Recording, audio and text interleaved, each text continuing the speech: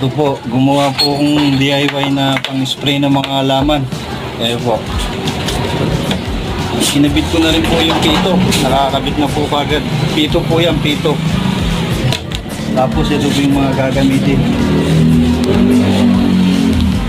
Ayan. Tapos po ito. Yung goma. Tapos po ito, binudasan ko na rin po ito. Tapos ayun lang, ganyan lang po ito. Ginaya ko lang po ito, susubukan po natin. Ayan po, yan yung isa. Ayan po.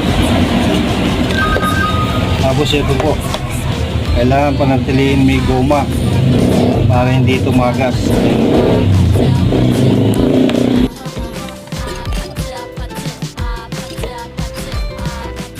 Ayan po siya.